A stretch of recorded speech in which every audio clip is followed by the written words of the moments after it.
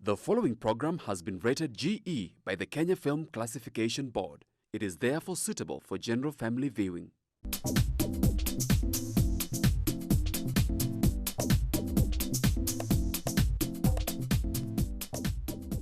Hello viewer, welcome to Chungu cha Jamii. I'm your host Eunice Mugo. We are having part 2 of Is Marriage a Scam? In the first segment, we could not exhaust the couple of questions, the couple of issues that we have to discuss. I have guests who are going to help us to understand deeply. What is your take? Do you feel that marriage is a scam? Do you feel that marriage is not working for you? What do you have to say in your own angle? Send in your question, your comments across all our social media networks. That's GBS TV Africa. Our SMS line is 21144. I will allow our guests to introduce themselves. Welcome, guests. Certainly here, the lady. Thank you, Eunice. Again, it's a delight to be here. Chungu cha Jamii. Thank you for having us. Thank you for having me. And it's exciting talking about is marriage a scam?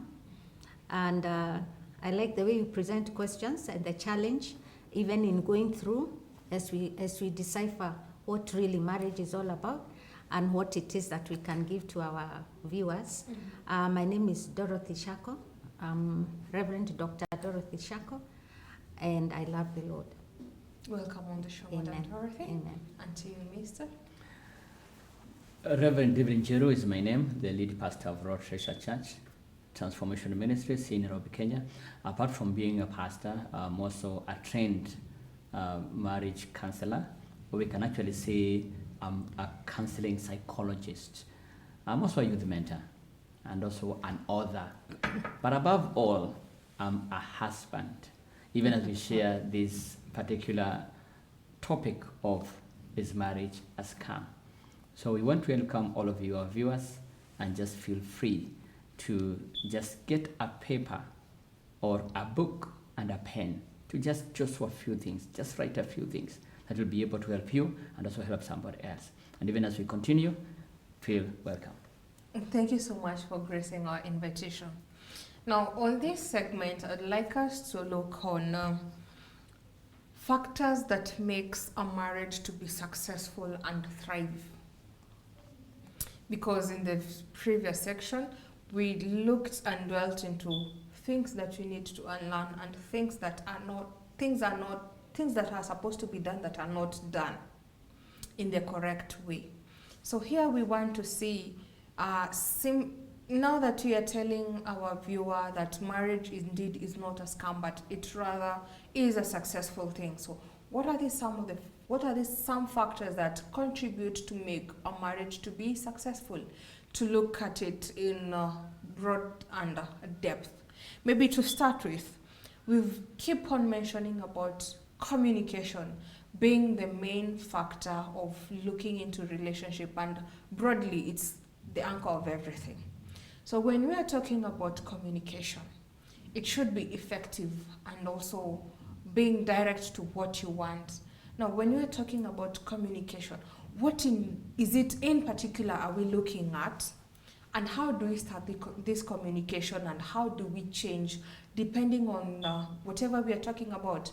Because like I had asked before, are we supposed to start this communication only after marriage or before marriage? And you told me it should be before marriage. So before marriage, now we are into marriage, now we are having people coming into. How are we supposed to bring all this to balance and communicate properly without fighting each other, but rather remembering that we are a team and you're supposed to work together? Take us through. Okay, thank you again, Eunice. And also for the question on communication.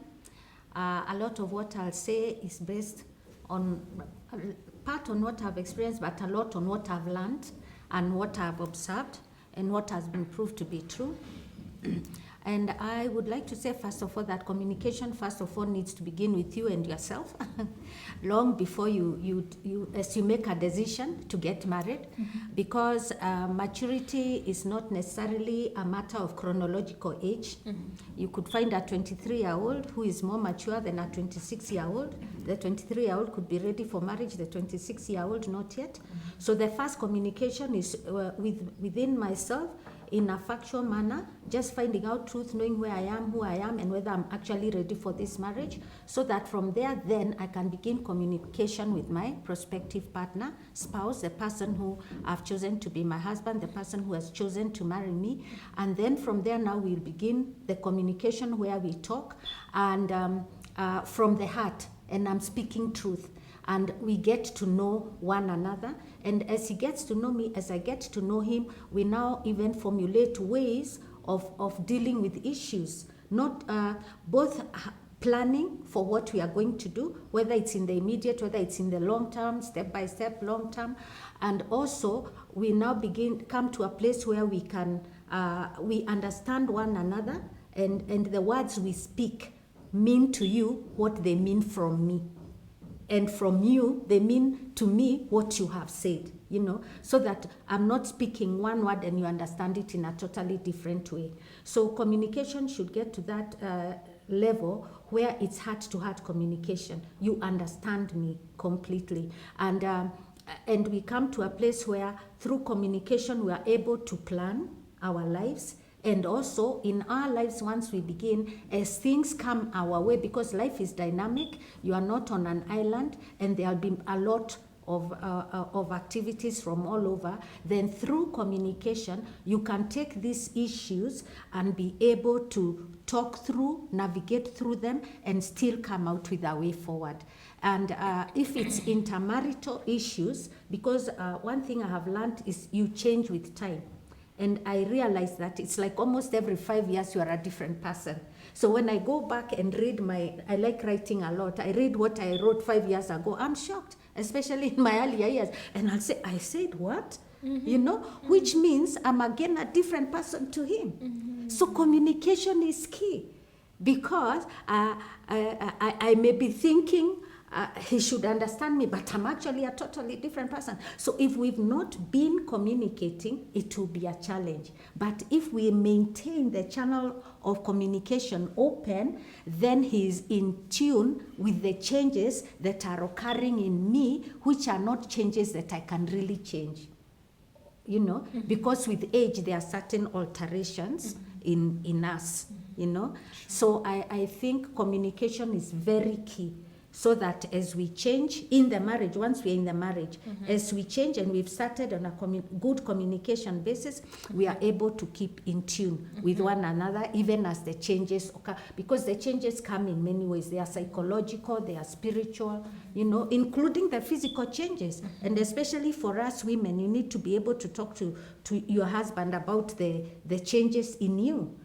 It's a shock the first time, like when you're pregnant, everyone is excited, and then suddenly on your tummy you start seeing some black lines, and then the doctor tells you the line will not go. It's a big shock, and you need to be able to communicate this with your spouse, or when after baby suddenly the tummy doesn't go back to how it was, or certain, there's so much you need to be able, and if you can freely talk about these things with your spouse, I believe it will make for a much stronger marriage, and for a much more confident wife, and for a husband who is much more supportive and much more understanding. And in that position, he can even offer you the emotional support you need. But if you're hiding everything, and we begin doing all kinds of things we do as women when we want to hide even something like that, then it means he cannot offer you the emotional support that you need, and the signs could be read in a very negative manner. So I think communication is a must. Sure. As you touch on that also, Mr. David, Yes. Communication is diverse, especially when it comes to this. We say that you should be open and intentional with what you communicate. Now my question is, during the dating period, I have different people that I'm open before I decide or get to know or identify out of these different people that are approaching me in terms of relationships, this is the person I'm more likely to settle with. Or we've been dating different people before I settle down. So how do I distinguish what to say to person A, what to say to person B, so that by the end of the day I don't end up speaking too much or giving too much information and this person is not ready for settling down? How do I narrow down and know this person is genuine and ready to settle and is straightforward, and the main purpose and goal for him or her is to settle down, and this one is just a joker, just here to waste me and use me? How do I tell and distinguish between these two people when you are talking about communication, so that when I'm communicating, I know what to communicate to this and not to this? I would say that there is a stage in marriage whereby you have what we call general friendship. You have different kinds of people. And before it graduates to what we call courtship, then you have to be certain that at least I'm walking certain direction towards marriage with candidate A. Now, when every Tom, Dick, Harry, you are speaking to them, and every Mary, every Anne, and every, Lily, so you need first of all to ask yourself, what do I really need? Because without a proper definition of the person that you are looking for, anyone can be that person. But first of all, you need to come up with some qualities that you need to get, or at least you need to observe, maybe at least 20%, that is too low. 50%, that's a little bit on the middle ground. If it is 80%, then this is the right person. So for you, if you are a lady, then you need to come up with the qualities that you want to look into an ideal man. Now, if it's a man, then you say, I have these 20 qualities that I'm looking for a woman or for a lady, before you see that particular lady. Now, when you see different kinds of ladies coming onto your space, and then you're having a communication, then you can say, I can reveal myself up to a certain level to candidate A. And then after 2 or 3 days, you have a date with candidate B. Then you say, this one has almost 10 qualities of what I'm looking for, then I can reveal myself up to this certain level. Then you do the elimination, or whatever method we are going to use. Then you say between A, B, C, and D, I can settle for B and C. Then you just continue with that. But then again, because we're talking about communication and also qualities of a wife, of a woman who can be a wife, or maybe a man who can be a husband, then you need to choose the medium of communication, because now we are in communication. So being a student of communication and also being a teacher of communication, number one, you need to come up with a message. What message do I want to pass on to Eunice?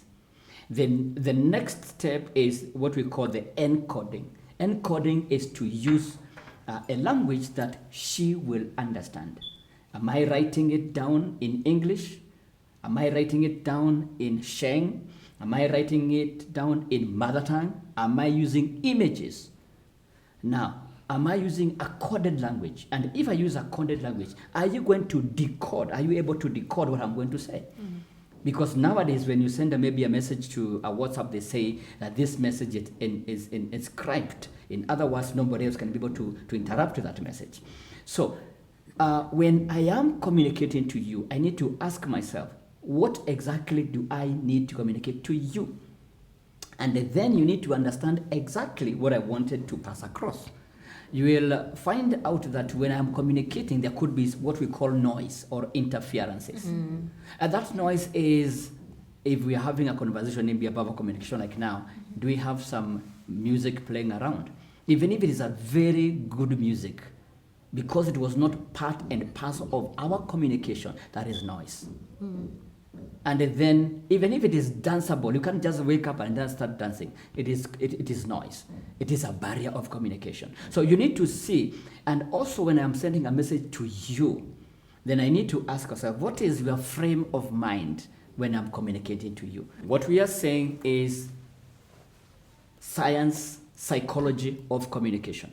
Because now, let me interrupt you before you continue, because I'm looking at it this way. You might be more open to SMSs or email. That is how best you know how to talk or express yourself. But me, or whatever you wrote to me, I'm not able to decode or express what, in terms of how I'm supposed to reply to you. I don't feel it fit to reply via an email that you have sent. That is why I'm using a phone call. So that you might feel the depth. You can tell it from the voice. So if it is something that was meant to annoy me, you'll feel the wrath from the voice.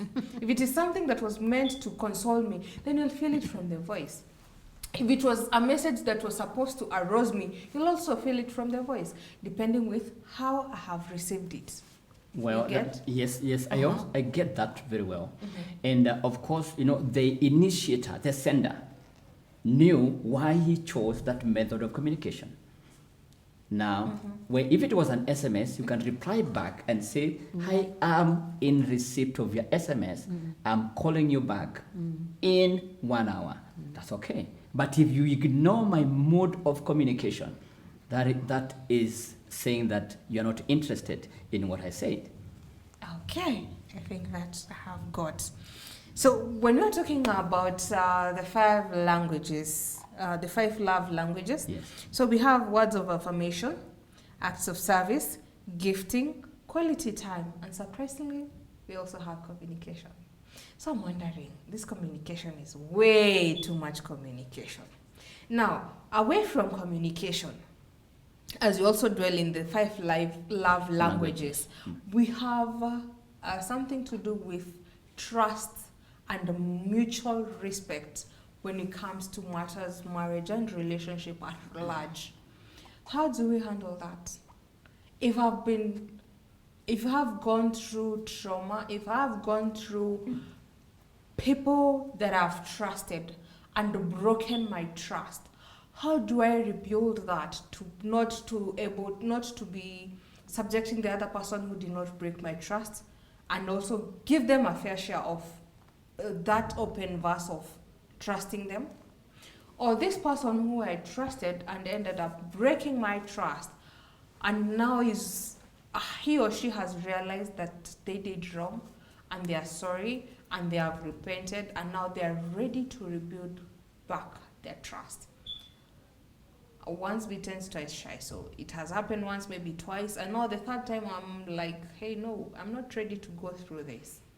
Now, how do I tell this person is genuinely to be trusted and to be given that benefit of doubt? And now this one is now the scam that we are talking about today. How do you tell the difference between the two, madam? This in a marriage situation? Both marriage or dating relationship, either can do. Well, I think in a dating situation where he has let you down once, he has let you down twice, by the 3rd time, then you already have your answer. That's a no-go for you. But in a marriage situation, you're already in a marriage, and they have let you down. First of all, I want to say that it's really heartbreaking. And it can really destroy not just the self-esteem of the offended partner, but it can destroy the very fabric of the marriage, because marriage has to be founded on trust. And if suddenly you find you can't trust this person, then it makes even communication very difficult, and just the intimacy between the two is severely compromised. So the key words, again, work it out so that partner will have to walk through this themselves and determine what it is they really need from this relationship. Sure. And they want to watch over their marriage. They entered into this marriage to remain in this marriage, and they believe maybe this thing can still be explained. Then as they sort things out within themselves and there is communication, then they can always reach out to their partner and see how to work it out and actually work it out. Oftentimes, couples will need help from a third party just to help them to see things more clearly. because trust has already been broken. So even as you speak to me, I'm not sure that I'm hearing, especially if this is the second time. I don't know that I'm really hearing what you mean, and that I want to believe. I do want to believe what you're saying, yes, but can I? So oftentimes, especially by the second time, couples will need help from a third party, somebody who will help them to speak to each other and hear each other, and help them to walk through this process of working out the issue first within herself, himself, and then between themselves. That will have to come to be. Yeah. Of course, if we are talking about the fourth, fifth time, depending on what it is, now we enter in situations where we are now talking about abuse, and that's a different ball game. Having mentioned that, when you're saying now we can bring in the third person or the third party to help us, because you say man is not an island, and also we need people who we can lean on in terms of advice and in terms of sharing. Now, how do I tell that this person we are looking into to go seeking for help, that this person is there to help us genuinely, and rather is not there to break us apart? Wow. Because I've had issues or incidences of people who go to counseling sessions, correct me if I'm wrong, but the counselor has gone through so much. His or her marriage is not working, is going through ABCD, and now, being selfish, he or she thinks, well, why should my marriage break and yours thrive? So he'll also bring the same mechanism. So instead of helping you solve your issues, he's just giving you ways to break you apart. And by the end of the day, you're wondering, I think we were much better before we visited so and so to help us. But now we cannot even sit in the same table simply because you've been going through this. How do we retrieve now back from that and be able to identify? My question is identifying the right people to help you. But we'll answer this after the break. Viewers, let us take a quick break.